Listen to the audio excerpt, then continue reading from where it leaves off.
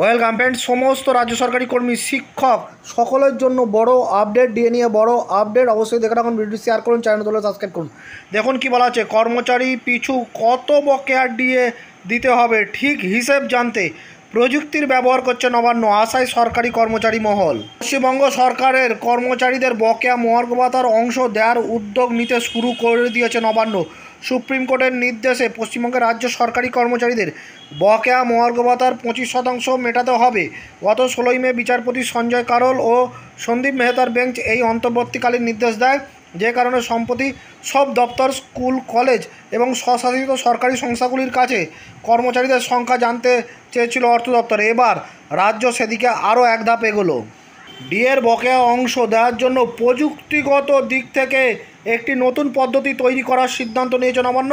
সেই প্রযুক্তি সমস্ত দপ্তরে পাঠিয়ে সমস্ত কর্মচারীর ডিএ পাওনার সময়সীমা জানতে চাওয়া হবে। 16 মে সুপ্রিম কোর্ট তাদের নির্দেশে জানিয়েছে 6 সপ্তাহের মধ্যে ওই বকেয়া দিতে হবে।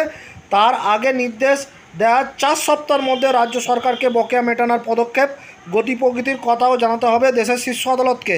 নবান্ন সূত্রের খবর, সুপ্রিম কোর্টের সেই জোড়া নির্দেশ কার্যকর করতেই নতুন প্রযুক্তির ব্যবহার করা হচ্ছে। সরকারি সূত্রের খবর, একটি বেসরকারি সংস্থাকে ওই প্রযুক্তিগত পদ্ধতি নির্মাণের দায়িত্ব দেওয়া হচ্ছে। ওই প্রযুক্তিতে সরকারি কর্মচারীদের নিজস্ব পোর্টাল ইন্টিগ্রেটেড ফাইন্যান্সিয়াল ম্যানেজমেন্ট সিস্টেমে গিয়ে 2009 সালে রোপা কার্যকর হওয়ার পরে কার্যকালের মেয়াদের তথ্য জানাতে হবে। এই প্রযুক্তিতে সব দপ্তর, সরকার অনুমোদিত এবং সরকার পোষিত স্বশাসিত সংস্থা এবং স্কুল, কলেজ, বিশ্ববিদ্যালয়ে তথ্য পাঠানোর নির্দেশ দেওয়া হয়েছে। যেখানে সরকারি কর্মচারীরা 2009 সালের জুলাই থেকে 2019 সালের ডিসেম্বর মাস পর্যন্ত নিজ নিজ কার্যালয়ের মেয়াদ তথ্য জানাবেন। একইভাবে ওই সময়কালে সরকারি চাকরি থেকে অবসর নেওয়া ব্যক্তিদেরও নিজস্ব তথ্য জানাতে বলা হবে। ওই তথ্য জানালে অর্থ দপ্তর সহজেই ওই আধিকারিক বা সরকারি কর্মচারীকে কত পরিমাণ বকেয়া ডিএ দিতে হবে তা সহজে নির্ধারণ করতে পারবেন।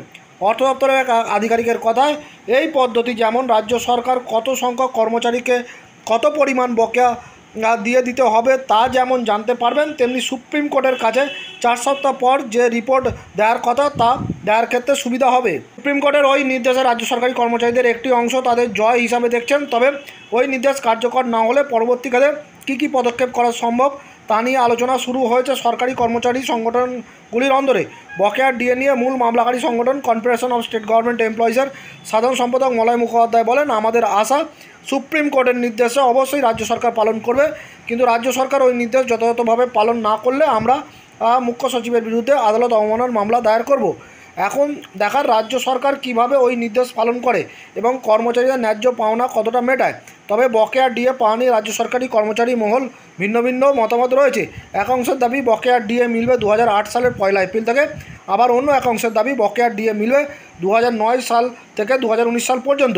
যেহেতু সুপ্রিম কোর্ট 2009 সালে শুরু হওয়ার রোপার ভিত্তিতে বকেয়া ডিএ দেওয়ার নির্দেশ দিয়েছে, তাই 2009 সাল থেকে বকেয়া ডিএ দেওয়া হবে। দেখলেন যে রাজ্য সরকার এই বকেয়া ডিএর হিসাব করতে তথ্য প্রযুক্তি ব্যবহার করছে, অর্থাৎ যেটা আমরা চলতি কথায় বলে থাকি সফটওয়্যার, যেখানে সমস্ত কর্মচারীদের তথ্য দিলে অটোমেটিক হিসাব ক্যালকুলেশন হয়ে যাবে। মূলত সেই সফটওয়্যারই হয়তো বেসরকারি সংস্থা দিয়ে ব্যবহার করতে যাচ্ছে। তবে এবারে দেখা যাক যে আগামী দিনে কি হয়, বকেয়া ডিএ রাজ্য সরকার কতদিনের মধ্যে দেয়। ধন্যবাদ।